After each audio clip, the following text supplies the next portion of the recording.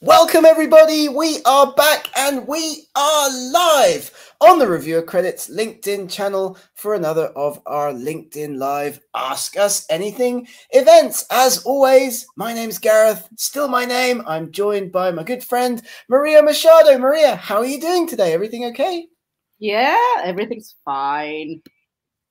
We are talking about data in this session. So if you're listening to us on LinkedIn and you'd like to get involved, drop a comment into the LinkedIn comments. You can put them onto the post. You just write them as if you were writing a comment on the post that will appear. We can answer your questions. We can look at your comments, and hopefully you'll find this session important, interesting, and informative, because we're talking today about a very important issue, not just in peer review, but in terms of the management of research articles going forward and into the future. And that's the issue of data and data presentation in research articles, how that gets handled in the peer review process, and what that looks like in terms of storage and solutions for that in the future. Maria, any opening comments on this very important issue? So most of the time, whenever you're doing a PhD or a postdoc, you produce loads of data. And you need to be organized in how you store it, but you need to be aware that you're not the only person looking into it. Probably you'll collaborate with others, and probably whenever you leave that institution, someone will have to look at what you left behind. So you need to have some sort of system in place to store, to analyze, to label your data. And more, you see that in manuscripts, in written manuscripts, that publishers ask for data availability statements. So if you need to go back and do some more experiments for a paper that could be published 2, 3, 4 years after you've left, you need to know where all of the raw materials are so that you can conduct some more experiments, or if you want to follow on from that, or if you want to redo some of your experiments. And that's not always easy to find. Yeah, because academics change from institution to institution. Their email addresses change.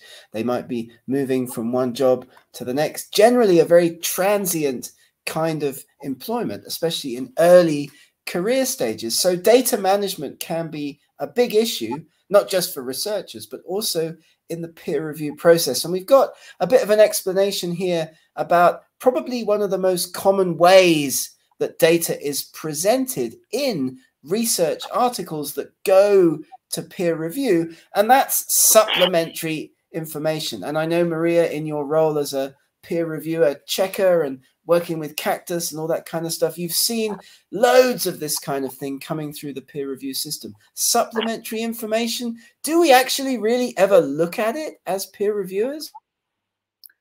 Well, you're supposed to. Sometimes it's very repetitive. Sometimes the supplementary information is 2 to 3 times as big as the data that's actually in the paper. Lots of it has to do with negative results. So although these need to be there, and the negative data need to be published, because it's not the main story or the highlight of your paper, it gets pushed into supplementary information. But that kind of gets filed away in a dark corner of the web, and sometimes people don't really pay much attention to it. Either peer reviewers or even the publishers. They don't format it in the same way, they don't handle publishing in the same way. But it is still important, and it is still in the permanent record.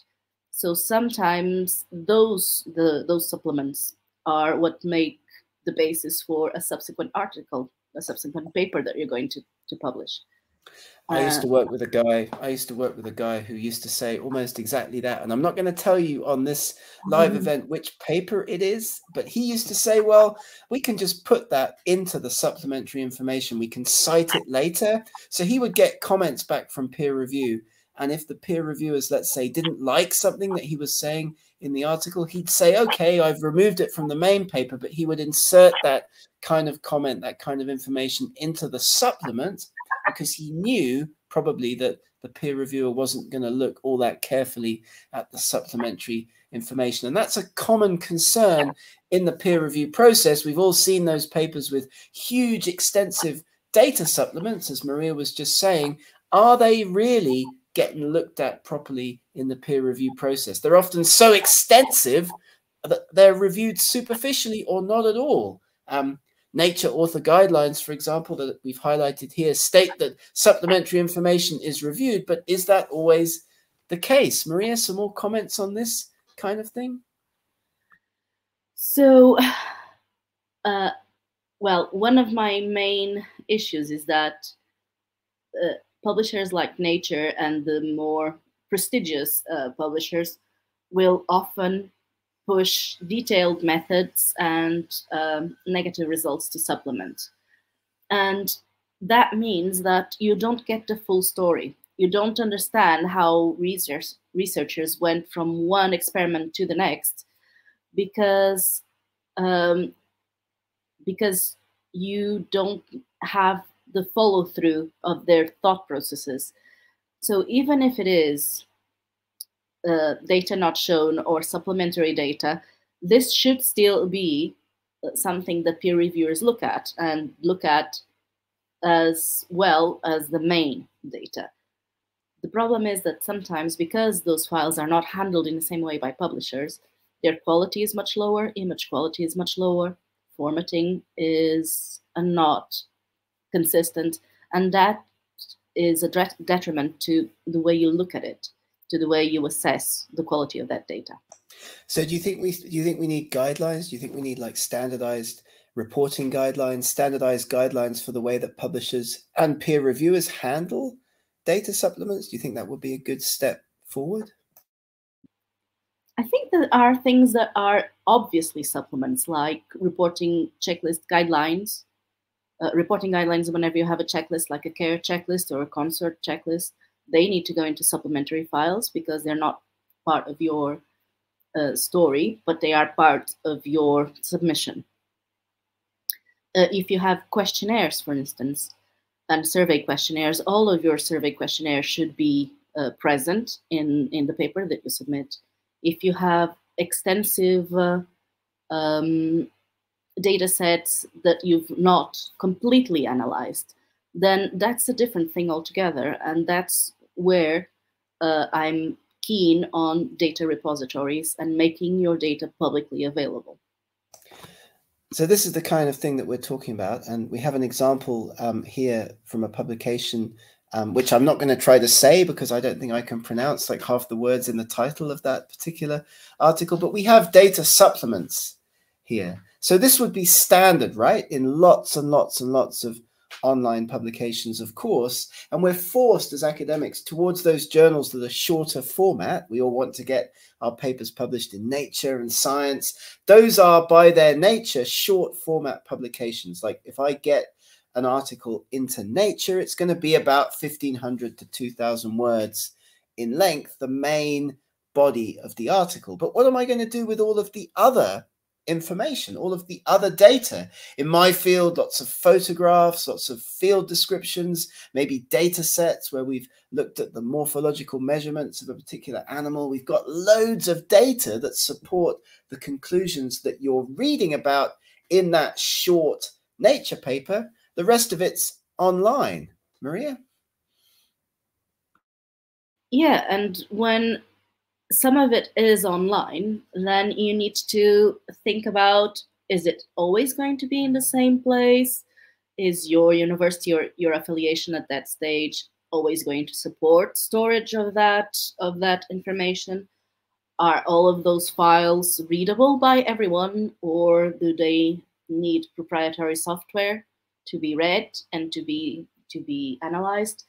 So all of those things are ways in which information and data that is supposed to be peer reviewed gets lost on the wayside. And that's one of the main issues with reproducing studies and getting to the same conclusion and replicating findings. So someone at some stage in any institution should be responsible for the data. And if you don't have anyone responsible for the data at that institution, then sharing it and making it available to the community is the best way to get it live, to get it moving. And you can always get a DOI and get your data citable if someone uses it as well.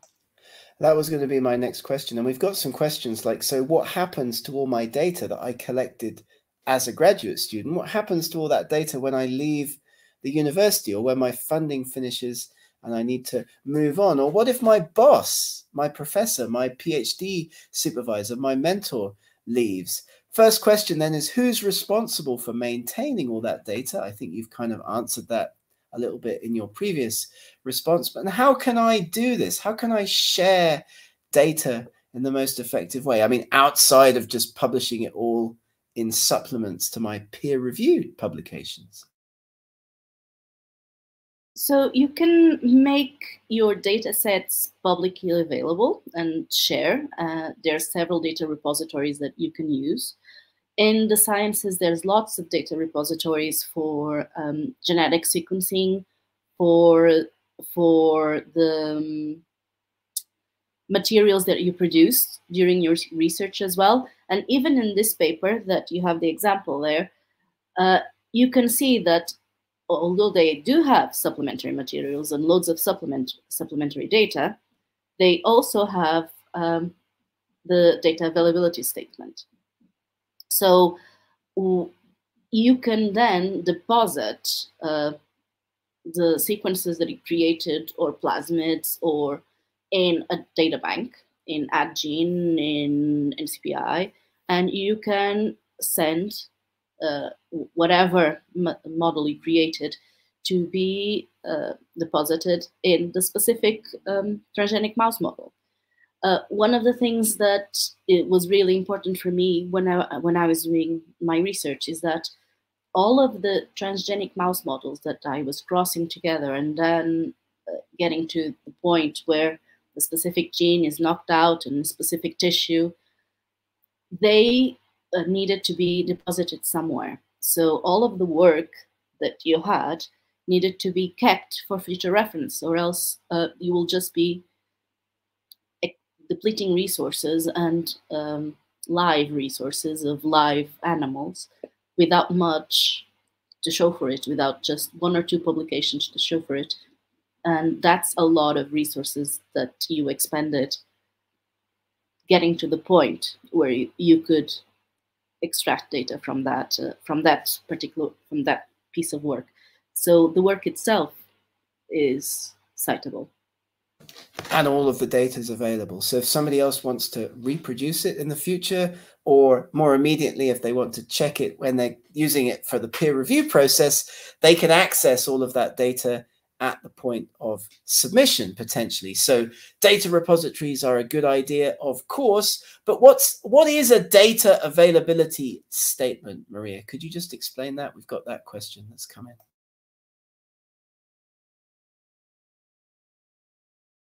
You're muted.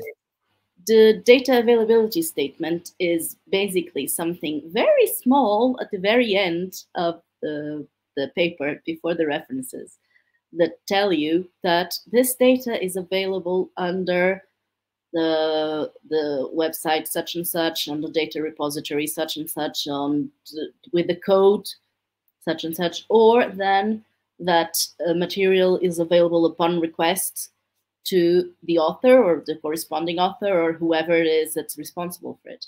But all of those things need to be cleared up, and that availability and the public sharing of data is one of the main requisites that funders nowadays ask of people. So they ask for you to have a data plan, they ask for you to make your resources that you created available, and they ask for them to be shared widely with the community. So for instance, in that example, you see that you've created RNA-seq data that's available in GEO, and that you've created a mouse, and the mouse is also available. And other things can be available upon request to the author, but that means that he needs constant access to them. So probably the person that you're seeing there is someone that has a permanent position in a university, so they know they'll be there for a while at least. Or they may move on, and that's a problem, right, in academia, as we were talking about before. So this is something that gets checked by peer reviewers, or is this something that the journals will be mostly checking, would you say? That's something that I had to check recurrently, for instance, when I was doing post-publication audits. So whenever you have a paper that's just been published and they say that data sets have been created or data sets have been analyzed, and then they give you a link and an accession number, I checked whether the accession number led to something that was real and concrete and looked like the thing that was supposed to look like. So if you have a paper that then has a completely different accession number, then you don't know if people actually created the resources that they claim to have created. And that undermines their credibility. And that means that probably their paper will get retracted. So if you're listening to this and thinking about making a submission as an author, and you've got a core research article, but you've also got data that surrounds that core research article that supports the conclusions of that core research article, these are issues that you need to think about certainly before making submissions to journals, so that you have your data available, you have it in a repository if necessary, and that's certainly preferable than keeping it on a hard drive like under the bed or like in your garage or something like that. When somebody comes back to you in the future and asks for that data, very important that you can put your hands on it, even in the peer review process. And we get lots of requests actually from peer reviewers at our journal asking us editors to go back to authors and ask authors to provide data that underlies the research that they're presenting in an article. So that's useful, right, Maria? That's part of the manuscript evaluation process. That's something that should be happening. And authors should be responding positively to requests like that when they're asked to share more data with peer reviewers, right? Yes, and that just means as well that your work gets recognized. So as an author, whenever you have that data set available, even if you have negative results, that sometimes happens, and it happens a lot during the first years of research because you're experimenting in a project in different avenues, you still have something that's citable. You're still going to get credit for producing a resource or for validating a methodology. So even before you have a first publication, you can have accreditation for producing a resource. You can then be accountable for the way that people share that resource and the way that the data is spread throughout the community. You can find out that it increases your chances of collaboration as well. And that's one of the main things that throughout the last couple of years have been continuously expanded and continuously promoted by UNESCO and by the UN and in the EU and in the US, that sharing of available information so that resources don't get duplicated. I'm going to just pin you down a bit on negative results, because this is really important. And if you're listening to this and you're a researcher, especially an STM researcher doing experimental work, as sounds like Maria was doing when she was working on her PhD, right? Like, if you get a negative result, what should you do with that, Maria? Should you just ignore it, or should you do something with it? What should happen with negative results? You should always publish negative results. I know that it's hard. It's hard to convince publishers, and it's hard to convince sometimes the community in general that negative results are worthy of publication. But if your design is sound and if it is consistent and you reproducibly produce negative results, then if you publish that, you're preventing someone else from going on to the same to the same path for investigation and finding out that nothing happens or that nothing is related to anything else. Research is not only about finding the cause for something, it's also about finding out what's not related and what's not relevant to the issue that you're addressing. This is a very common question that we get from early career researchers, especially. Negative results should be published. Absolutely. They save money, they save time, they contribute to the community, they stop other researchers from going down the same blind alley that you've gone down in your research. But where can I publish them, Maria? Apart from putting them potentially into my online data supplements and supplementary information to my positive results in my publications, where else can I go? Like, what else can I do to get my negative results out there into the wider world? A great way to get your negative results discovered is to present them at conferences and explain why, and to write them up as a preprint, to just get your data set available and ask for comments from the community. Some communities are much more engaged with each other than others in research, but it is always a good idea to make those resources available. So for fair sharing that you just have right now, all of the resources, the right databases and standards should be linked to the results that you have published. So you can upload them and you can get a DOI, and that DOI, that citation, even if it is just for a data set, is something that you can put on your curricula. It is a publication in itself. As you say, some fields are much more engaged with this than others. Genetics, molecular biology, where you're collecting vast amounts of data, you have to be more engaged with this kind of thing, data sharing, data collection, data storage, than potentially in other fields like mine, paleontology, where a lot of the research is based on a single fossil, let's say.